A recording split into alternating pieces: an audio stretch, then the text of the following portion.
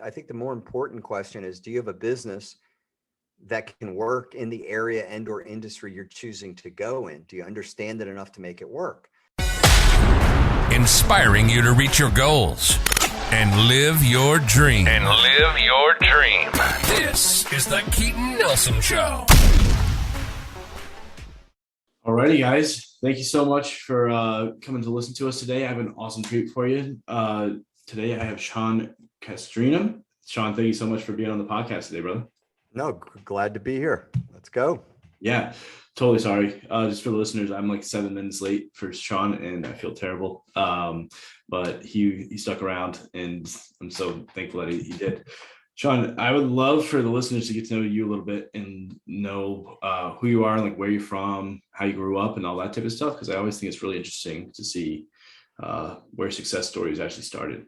Right. Grew up poor, knew I didn't want to be poor, was a high school state champion in high school and got a scholarship, Division I scholarship in wrestling.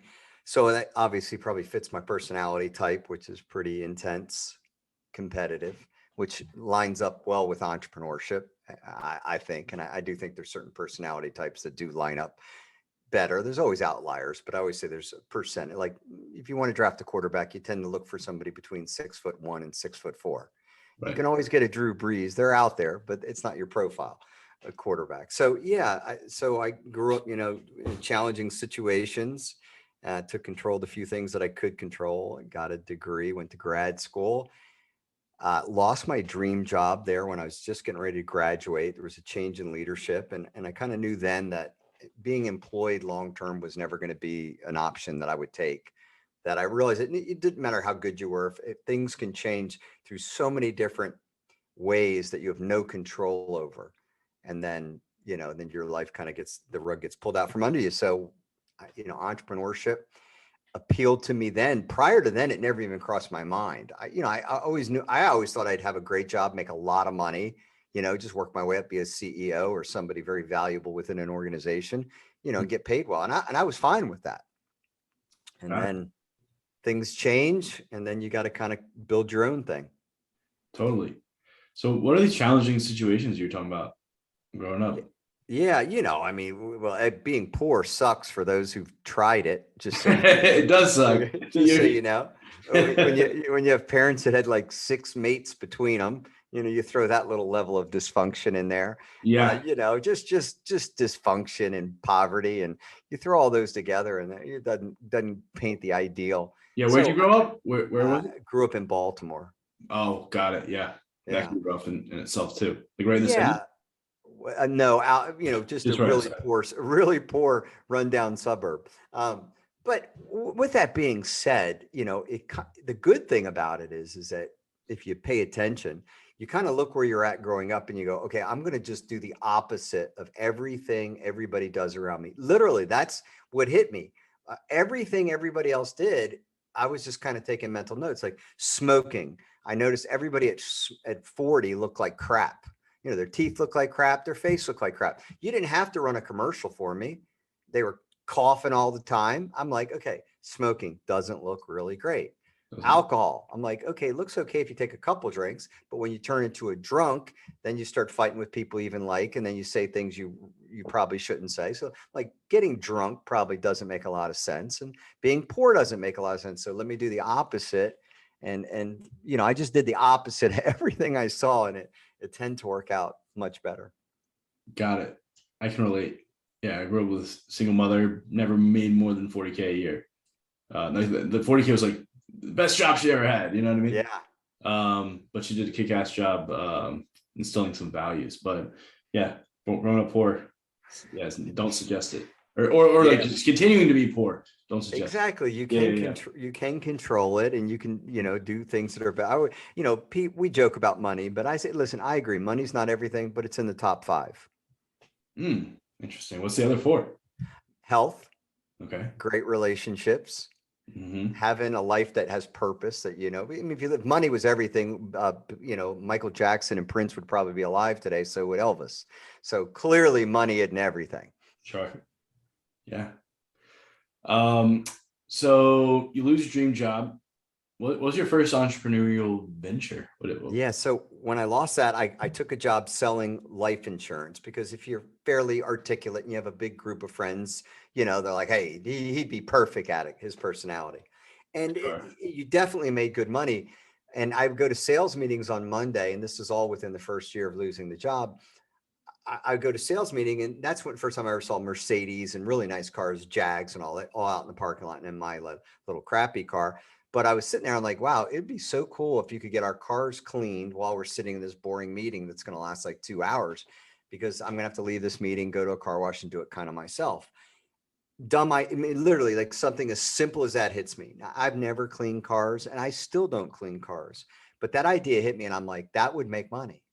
And that was the genesis of everything 30 years later. So I started a detailing company called Wax Master Mobile Detailing. Still remember the phone number, toll free at the time, 1-888-933-3824. Tagline, America's choice in mobile detailing. I knew right then, always take the biggest, boldest position from day one. Nobody else had it, I'm taking it. But from day one, it looked like a franchise. It was a great color, great logo, everything about it was great. Matter of fact, they cleaned my Benz and BMW 2 weeks ago. So, because I sold it a few years later, but I created this simple company where you called, and the lady who took the phone call, there was four choices. It was either an SUV at the time, SUV or truck, or vans. Vans were big back then. It was either a van. Yeah, it was like either a van or a car. You either wanted the outside or the inside or both. It was just really simple pricing, and it ranged up to like $95. And I hired guys who could clean cars. So I ran an ad for, our detailers, and I just did a 50-50 split with them. It was the most simple math. And they'd bring the checks on Friday, made out to the company, and I'd write them a check back for their 50%. I made $30,000 doing nothing, just getting the systems in place. And I kind of knew then that I knew the blueprint. What do you say to people who say that's a boring business? Yeah, I say, guess what, man? Sexy is rich. In other words, it doesn't have to be sexy to be rich. Let me reword that a little bit.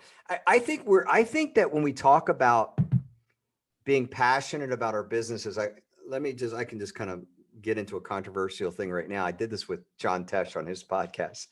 And then he finally conceded at the end that I was right, because he started a running shop in the 70s because he loved running, and it went out of business.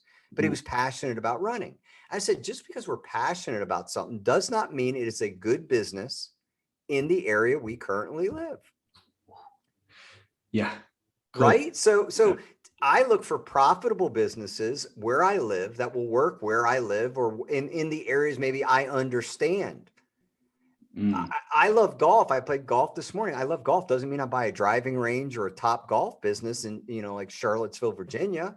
It's not enough people. So it's the idea that we absolutely have to be in love with what we do. I don't buy that.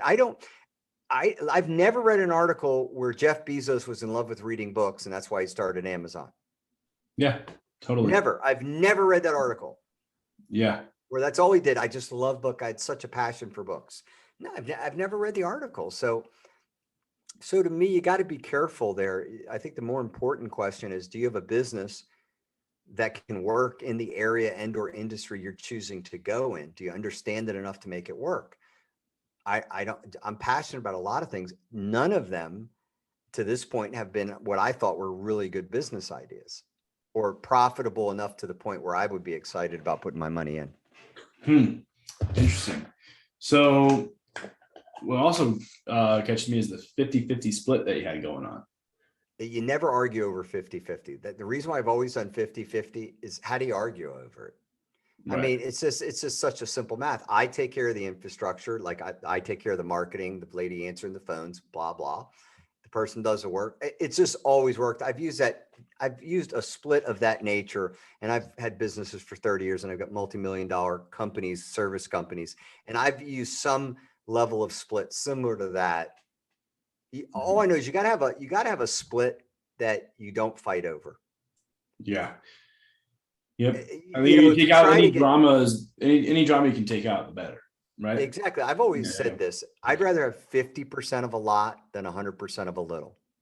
Very interesting. So if you got a good business, the 50%, 45, 40, it's not going to make a difference. Now, if you're starting a company with somebody and you're voting shares is different. And I've done this. I've had 51% of the stock and still a 50-50 split in profit.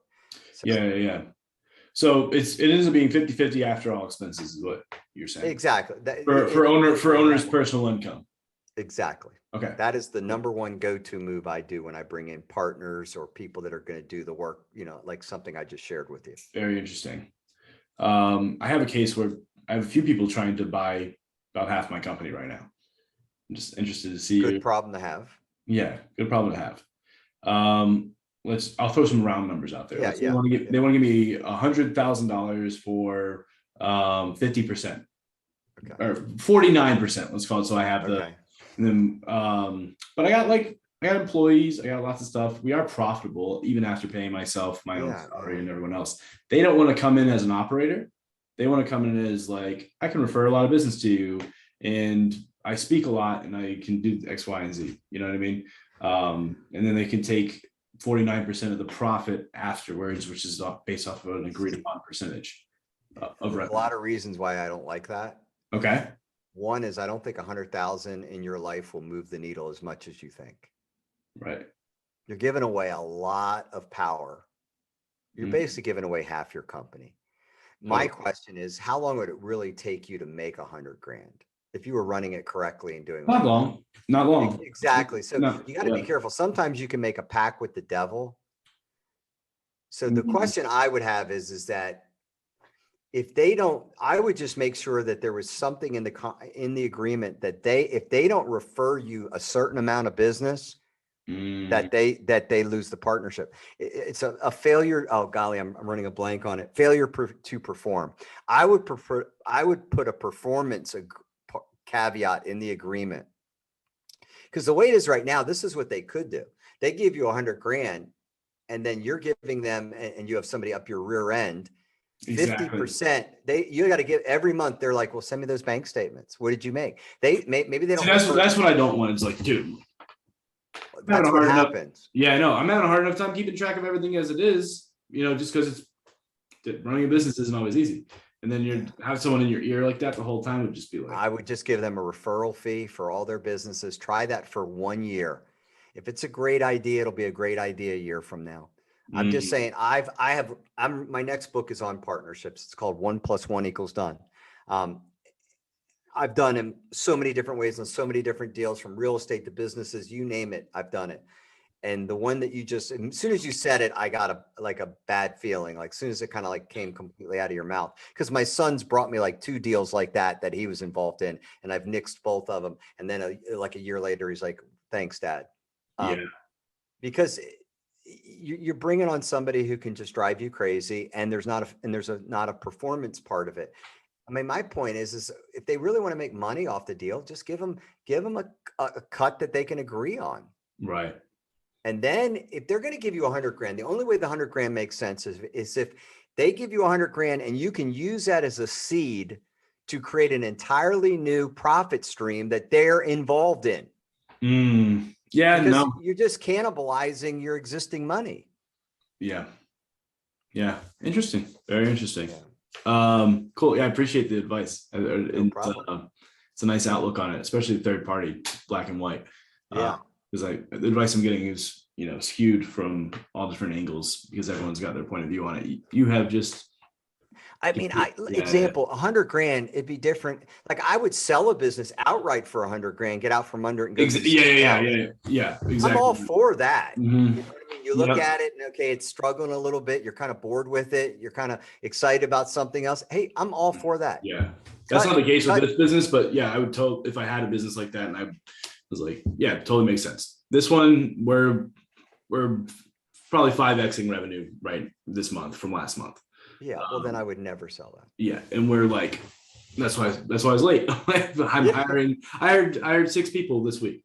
It's a good problem to have, and 100 grand is definitely not worth, based on just the few minutes that I've shared with you. There's no way 100 grand. That is way too undervalued. Ooh, yeah, I appreciate it, and I doubt he'll even listen to this episode. So there you go.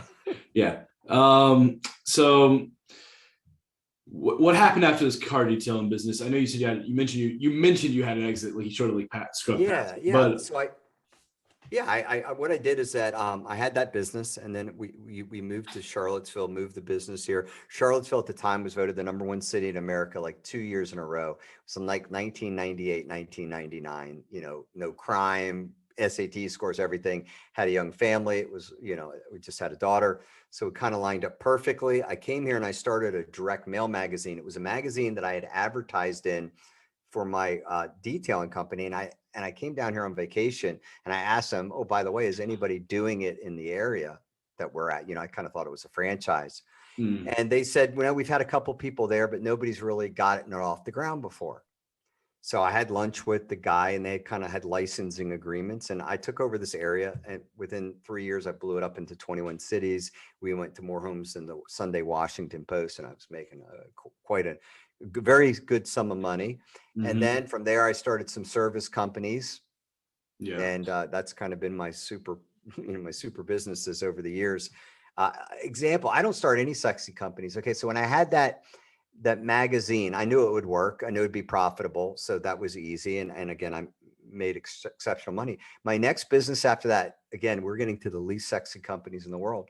I started a handyman company because I couldn't get anyone. I tried to get somebody to renovate my dining room into like an office, because you can't have your mojo with like a chandelier and wainscoting around everything. And Virginia has, molding, Thomas Jefferson. And I couldn't get anybody to do it. Nobody would show up. Prices would change. It was just like ridiculous. And I'm living in a very nice neighborhood. I mean, very high end, 2 swimming pools, restaurants at the pools. I mean, we're living good. And nobody can refer me a handyman. It didn't make any sense to me, because obviously I knew there was a need there. Just like when I was looking out in the parking lot and I saw dirty cars. Right. So I started a handyman company. Within 3 years, it scaled to well over $1 million. And now it has 8 divisions. It has roofing, siding. We're moving into solar. We have a handyman division. We have a kitchen division, a bathroom renovation. We have somebody from the New York Institute of Art does our designs. I mean, we've got it all, and it makes millions. Nothing I mentioned is like sexiest. I don't sit up at night and watch HGTV. I mean, I've watched a few episodes of Fixer Upper, and we're as good as they are. But the point is, I knew there was a need for it. Right. I kept my magazine business. I did that for another 8 years, and I just started this. I brought in partners and I knew I understood infrastructure and marketing. I just brought in partners, and they did the work, and we split the revenue, and it worked. And I've used that formula now in that business for 23 years. I want to pick your brain a little bit further in that. Yeah. So if, let's say you wanted to start a service business tomorrow, let's say you wanted to redo this handyman business per se. Yeah. Right. How quickly do you think you'd be able to get to 100 grand a month doing it like from scratch? It would depend on so many factors. Number one, how big the city. The big thing would be how big the city is. Beautiful. No, these are the things that I want to know. Awesome. Yeah, yeah. How big? Because we're looking at franchising it right now, and we're playing with all those little things as we speak, and we're beta testing it in another city. And example, a city of 60,000. Like Charlottesville's a small city, but it's like really wealthy. The Rock has a house here, and John Grisham lives here, and Howie Long lives here. I mean, this is University of Virginia's here, the medical center's here. I mean, it's a gold city. It's got like the government's got a bunch of places here, so it's an unusual city. Well, if that was like Roanoke, Virginia, maybe you could be lucky to pull off, let's say 15,000 a month, where we bring in over 100,000 a week. Okay. Yeah. So you're looking at the size, the affluency of the neighborhood. The size and affluence, like the typical household income. Example: if the average house in an area sells for 150,000 and the average income's 50,000, well, that's a big difference between, let's say, Northern Virginia, Arlington, where the average household income is probably 2.25. Right. Average house is probably 600,000 to 800,000. And then obviously then you go to LA and other, all the way around. So all those things would affect it. This is all I know for sure. And I'm an addict on this, and I'm an evangelist on this. I want businesses that don't compete with Amazon, don't compete with artificial intelligence, and don't compete with a software program. I don't understand any of those three. May be great for other people. I know people do SaaS and got it. I like that if I send a human being to your house, everything that we do, none of the things I just mentioned can do it. Right. So simple math. If I can get a certain amount per hour and we get between 95 and 120 an hour, and my typical employee makes between 24 and 30, well, you do the math. I'm making Right. 3.5%, 3.5, return. Very simple. I'm making like $80 per person every hour, every vehicle, nonstop. Well, I can assure you that math really works well for me. Yeah. How does it play into like, cost of the vehicles, cost of like gas and advertising dollars, and because I find a third. The magic math I've always found is that generally you got to find math that works, but a third goes to your employees. Okay. A third will go to your operating costs. Okay. And then a third will be between you and or your partners and things like that. I mean, if I'm just doing an elementary school class. Sure. No, exactly. That would be the easzy math. That if I couldn't get that, I wouldn't be interested in it. And I've tried to start companies and the math didn't work. Like, when you feel like we started a house cleaning company, didn't like it, killed it like within 6 months. Well, number one is, okay, your typical house cleaner, let's say you pay them between 12 and 15 an hour. Okay. Yeah. For conversation's sake. So you bill out 3 times that. You feel like you're happy. Okay, $45 an hour. Okay, 15 to run it, 15 them. So there's a $15 profit. $15, I wouldn't do anything for $15. You'd have to have 1,000. I would have to own Magic Maids from all the way up the coast, where I'm making 7 times that with one guy. And I'm using, and it's a high skilled item. Stuff that we do is typically a higher level of skill. So it's a little bit, it's easier to carve out a niche where people really like and use you, where house cleaners are kind of like a commodity, unfortunately. So you gotta pick something that works, but there's a lot of them. I mean, I could go one after another that I know does work. And I've given business plans out just because I didn't have the time to run with them. I had somebody, a friend of mine's, one of their, somebody they knew had just lost their job, had 2 kids, and he had worked at UVA, was a coach, an assistant coach. And I met with him for lunch and kind of listened to the story. And I felt bad for the guy. And I literally met with him the next day and gave him a folder to a business plan I had. It was like a window cleaning company. Like, I knew the margins were there, up over 100 an hour. It touched all the boxes, and I didn't really have the time to run with it. I handed it to him. He made $80,000 in his own pocket that year and turned it into a great company. He did better than I would have done with it anyway. Did an incredible job with it, but stuff like that, works. So what if someone, let's say they're starting out, they don't have a lot of money. Let's say like less than $5,000. They have $5,000 less. I started 2 of my companies with less than $5,000. Beautiful. Yeah. So awesome. Yeah. So they got less than $5,000. They want to start a company and they have no experience, but what are some things you would tell them, or a company idea? Like you just said, the window cleaning company. What would that be? I think number one is that we let me reframe this just a touch.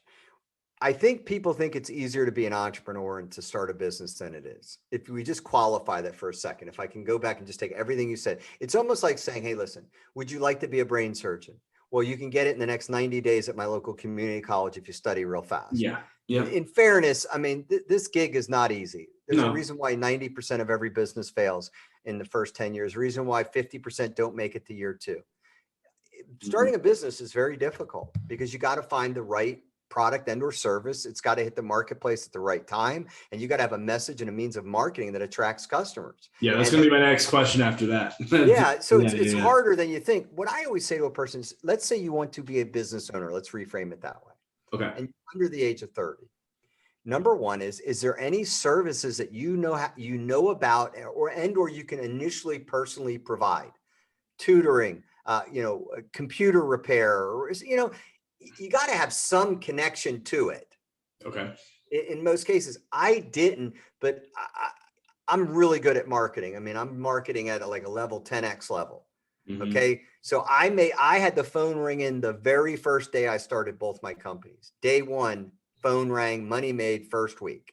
Okay. Assuming you don't have that super skill, you might have to be the person doing the work initially and then work your way out of being the technician part. But you can do anything. My gosh, you can mow grass. You can have an errand service these days. You can do senior care. I mean, there's so many needs out there. Like the senior care market to me is like prime for the picking.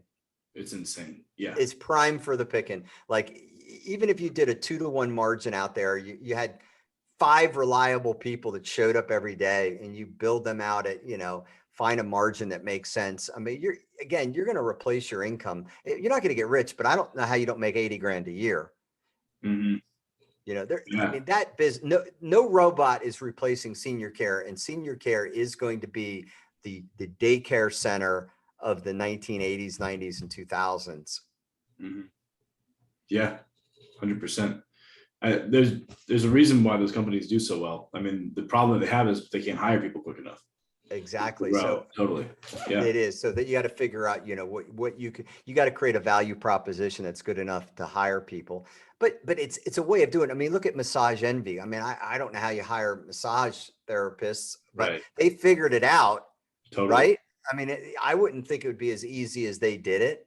Yeah. But they did over like $1 billion in revenue, I think, before he sold. Does like over $1 billion in revenue now, or some crazy number. Crazy. Yeah. I was listening to the franchise story, but everything the problem is everybody really wants it to be so simple. Mm-hmm. And I always tell you, if it's never that simple, however hard you think it is, you're right. It's twice as hard. Yeah. Because if it was so easy, we wouldn't allow schmucks to do it. Like there's got to be like a schmuck detector in like owning a business.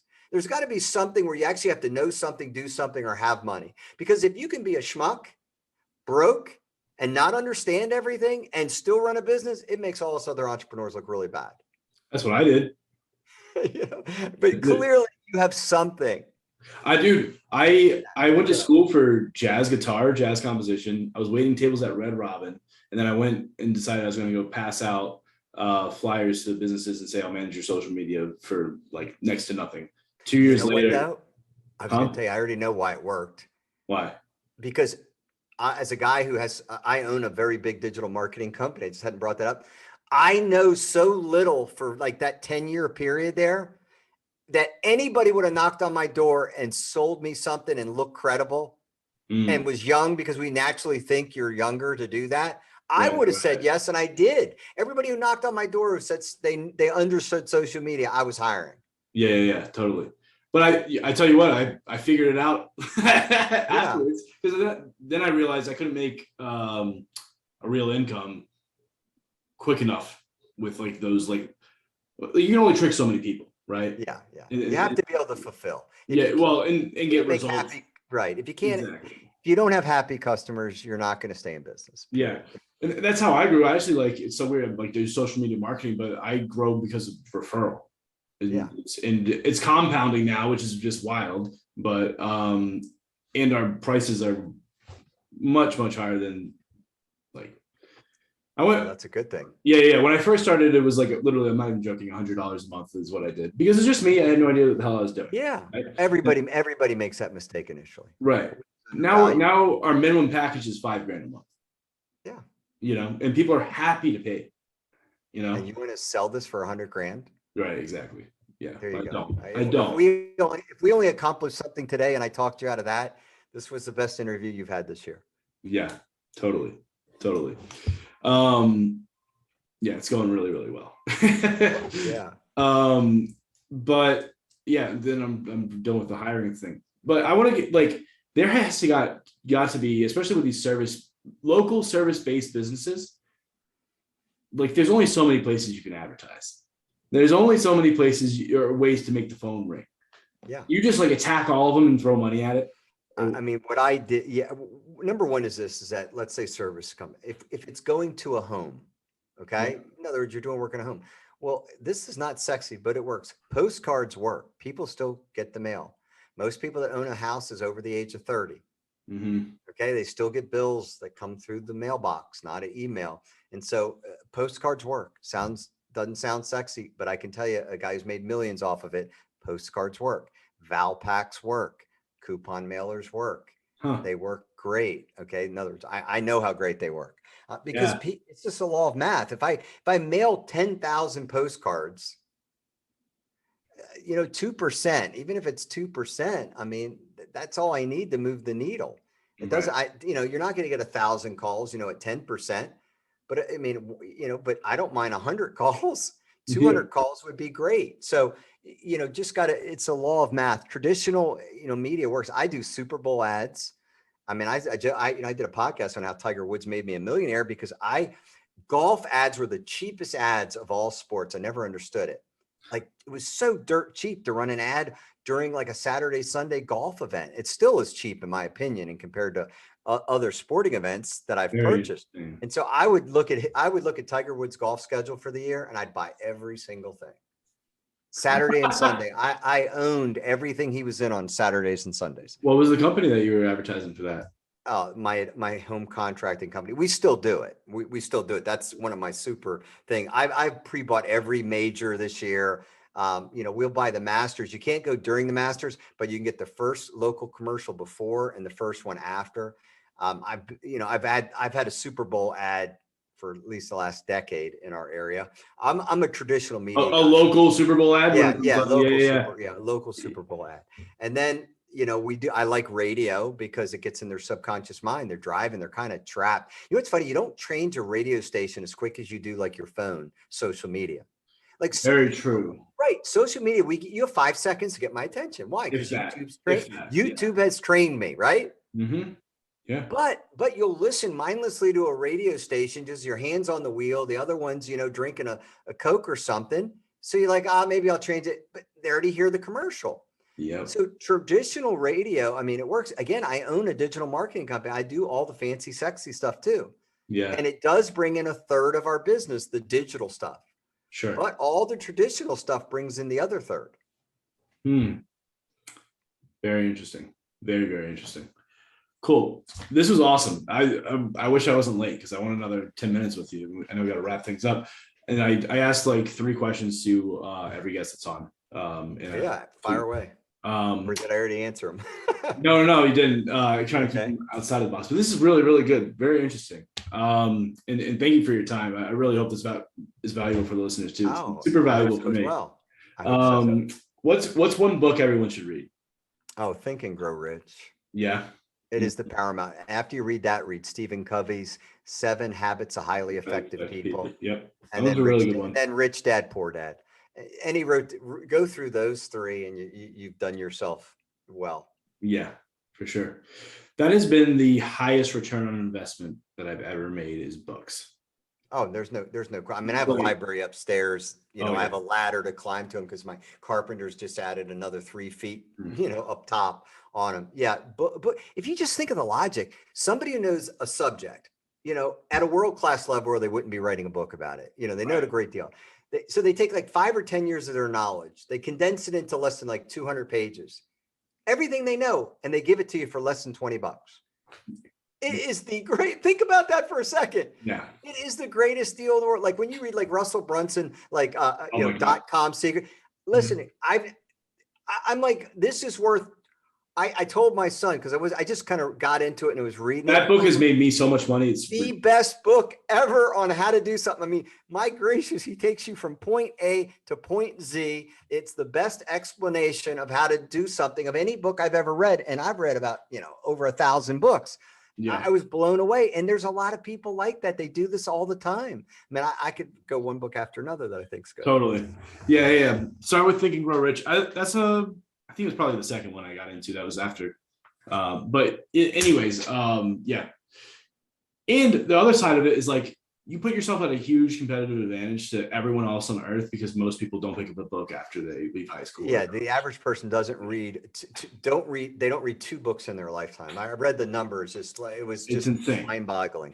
Yeah, so pick up 2 books and you're already ahead of the majority of the world. Yeah. Here's another question, a little bit more interesting. If you go back in time, you can go back to any age at all. What age would you pick? And you only get to say 3 sentences to your younger version of yourself. what would the 3 sentences be? And I'm like really, really strict about the sentences. You can't be like, Okay. yes, and Okay. or this. I would go back to myself at 18 Mm-hmm. and I would say, don't do anything you'd be embarrassed about reading or seeing tomorrow. Okay. You know what I'm saying? The idea is that like in this media age that you guys live in, Mm, like I think the one thing that I would say is that, just be aware of your conduct, your behavior, your speech, your activities. Just be more aware of what you do. okay. Just don't do anything you'd be embarrassed about the next day. Okay. That's sentence number 1. What's the next one? All right. Next thing I would say to my next one is dream bigger. Like I'm shocked at stuff I've accomplished, but I'm like, knowing what I now know could have even been bigger. Mm-hmm. Yeah. Yeah, could have been bigger. Um, Number 3 is be a better listener. Man, you want to be a great salesman, be a great listener. You want to be great at relationships, be a better listener. You want to be a better friend, be a better listener. If there could be any one skill that I would like to be better at, listening, not even close. Listening will make you so much more money. It is an art. Like we can all communicate, we can all talk, right? Mm-hmm. And we can all, I can talk about anything all day long, talk to anybody. I'm not intimidated by anybody. A stage doesn't intimidate. None of that bothers me. Ask me to listen to you for an hour and you'd think I was in a torture chamber.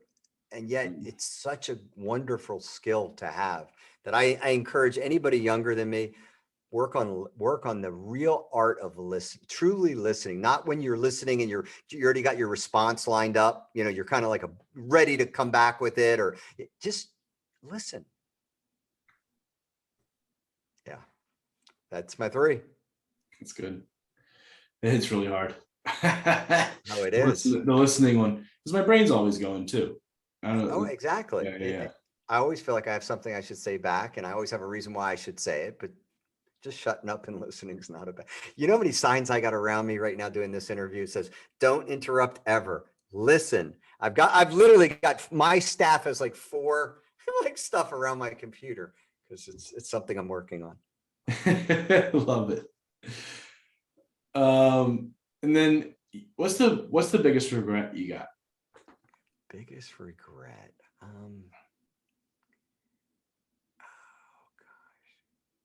I try to be careful about this. Just being an asshole at times. I just think there's times some things came to me easier, and I meet people that don't. My short patience with certain people, I think over the years, if I could do it again. Oh, my new rule now is you never have the right to be an asshole. Like under any circumstance, you don't have the right to a waiter, to a service worker, to anybody. I think there was times there where I just had an arrogance, because I was doing well and whatever. And again, I just think you never have the right to be an asshole to anybody. Mm. So that's my no asshole rule. That's good. Yeah, that's good. That's a good rule. I think I did it without thinking. I was looking at furniture, and I thought the salesman was doing a poor job. I do sales, right? Yeah. And I'm like, dude. And I just like let things come out of my mouth. I'm just like said without thinking or anything. I'm like, God. But like 2 years ago, I was waiting tables at Red Robin, and those people were making comments like that to me, or something. And I thought I'd never, ever, ever have that happen. And my fiance, she's like, dude, you're being an asshole. Oh man, my wife is like, so, she's mastered every social skills. And I know, and I've caught myself, I've walked back into the bank before and apologized to the teller going, listen, I should have been off my phone. I apologize. I was completely rude. Thank you for your service. I mean, I'm so sensitive to it now, but gosh, 20 years of people I've probably been a jerk to, so yeah, I encourage everybody, let's listen and just don't be an asshole. Yeah. You can't go wrong with those 2 little things. Yeah, I'm gonna go back in and actually buy the furniture he was trying to sell it to us and apologize to him and shake his hand because Yeah, you'll feel bad. I believe me. And another, this free advice: learning how to say thank you, apologize, and learn how to say I'm sorry. Get into it. It's not a bad skill to learn. yeah, that's a quick just like this is something I use for customer service is last, listen, apologize, solve, and thank when there's a customer complaint or issue. Just step by step. Last, L, listen, A, apologize, S, solve the issue, and then thank them for bringing it to your attention or being No, patient and doing stuff. I like that. That's good stuff. Cool. I know you got to run. I want to thank you so much for your time here today. Guys, I think this is an episode worth sharing out. I'm sure you can agree. Toss us on social media, tag someone, tag me in it, and I'll share it too. And then Sean, where do people go follow you? Yeah, you can follow me on Instagram. I got that blue check mark. So you can do that. And we drop content every single day. That's pretty decent. But if you go to SeanCastrina.com, you'll get a free book. And that's where we keep people updated when we're going to have the next week in MBA and tickets to that. That was your event. No way. Yeah, that's my event. Oh man, cool. I founded that. So yeah. Cool. Yeah. So I'll be at the next one. Then it was incredible. And we're it's a great event, but you'll find out all about that. But so, yeah, just reach out to me, SeanCastrina.com or follow me on Instagram. Beautiful. Well, guys, until next time, peace. Thank you so much again, Sean. I'd love to stay connected.